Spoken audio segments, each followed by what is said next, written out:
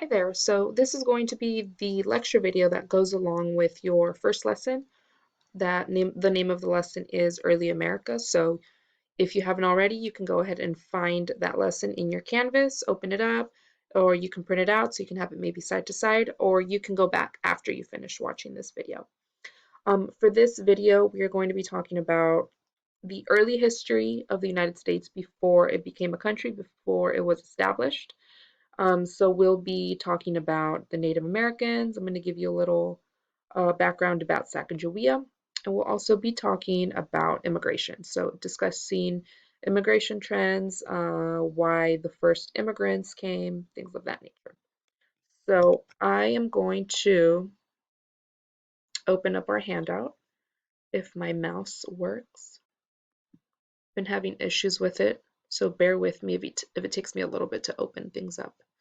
Okay, so this is our handout, Coming to America. So if you don't already have this or you're having issues finding it, you're going to go into your Canvas. You're going to go into your modules. Week 11, Early America. Click on that. And blue link up here. So I will try to always put the link to the lessons at the very top, so it's the very first thing you see. So this is your handout. This is what it should look like. So our first page, we are going to start talking about immigration. So as we've mentioned before, we know that the first people who came then settled towns and created governments were the colonists that came from Great Britain. We've discussed reasons why they came. So we've mentioned that they wanted liberty. So that is one of the main reasons they wanted liberty. More specifically, they wanted liberty to practice the religion that they wanted. They wanted freedom of religion. So in those days, the king was the head of the Church of England. King Henry VII had an argument with the Pope, so he decided to split from the Vatican, split from the Catholic Church, and he established the Church of England. The Church of England kind of combined ideas from the Catholic Church and from the Protestant Church.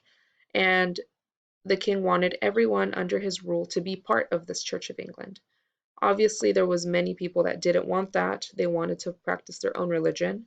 So that was one of the main reasons that they decided to come over here, so they could have a place where they would not be forced to practice a religion that they didn't want.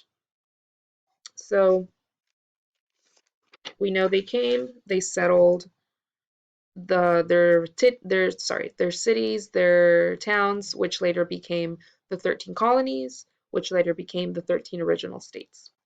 So whenever you hear the phrase that this country was built by immigrants, it's very true, because people immigrated from Great Britain. There was a few other places that were involved in that first group that came. So there was people from the Netherlands, for example, but the core of that group came from Great Britain. So yes, this country was built by immigrants. It's also important to address the fact that our country has had a complicated history when it comes to immigration. So even though we say that this country was built by immigrants, there have been times in our history where we haven't been as welcoming to everyone, where we have shown preference to some people over others. So I'm going to mention a little bit of those examples. It's gotten, I feel like it has gotten a lot better. We are more accepting. We live in a country that is very accepting of many different cultures, religions, backgrounds, ethnicities, nationalities, all of that. So just keep in mind that it hasn't always been this way. So the first law that was passed regarding immigration was meant to restrict who can become a citizen. So now we know that the requirements are that you have to live here for a certain amount of time, you have to be a certain age, you have to be a person of good moral character. When this law was passed in 1790, the wording of the law said that any free white person can be a citizen if they have good character.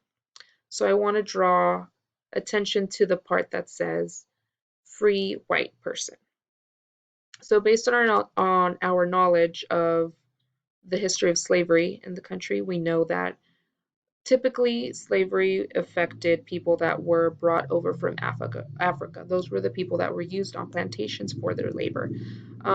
There are also instances in which white landowners used white men as slaves or white people as slaves. So that's why they made sure to write that part into the law, free white person.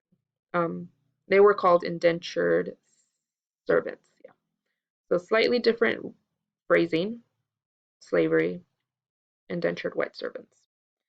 They also notice that they also include the phrase good character, which carries over to anyone who wants to apply for naturalization to this day. We've talked about the wars. We mentioned the War of 1812. So after this war, the country saw a change to the demographics of the population. So when we talk about demographics, we are talking about the kind of people that make up the population. So um, that includes things like their ethnicity, their language, culture, things of that sort.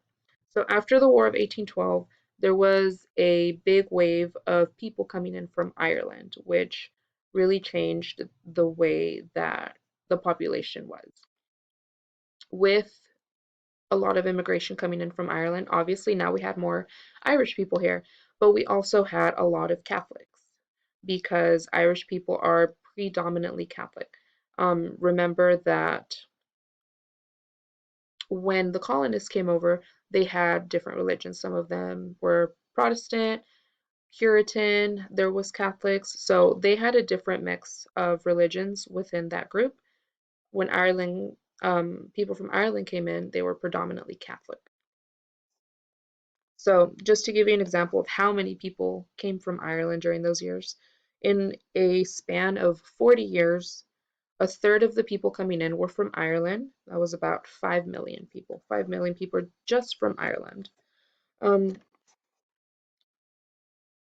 the first example that we see where a law specifically says that they don't want a type of person coming to the United States was in 1882 with the Chinese Exclusion Act. So this law said specifically that they didn't want immigrants coming in from China. Before this act was approved, adopted, we had a lot of Chinese workers coming in. And white workers were very resentful of Chinese workers because um, they blamed them for lower wages. They blamed them for not being able to find jobs. So the federal government made this law as a way to help protect white workers.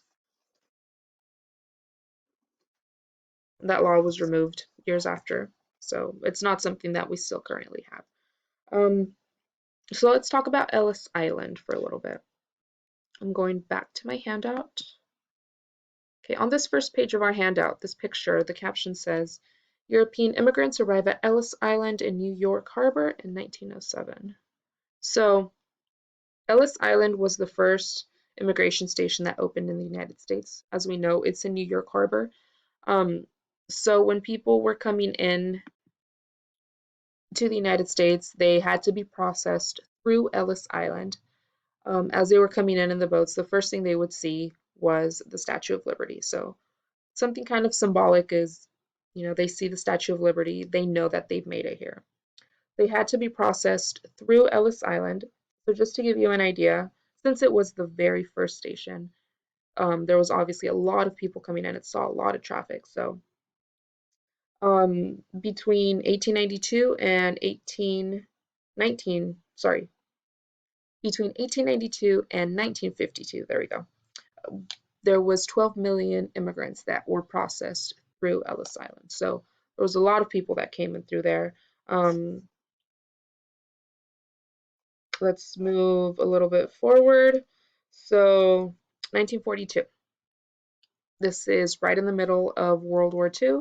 The United States has just entered World War II. We mentioned that they entered World War II after Japan attacked Pearl Harbor in 1941. So, right in the middle of the Second World War.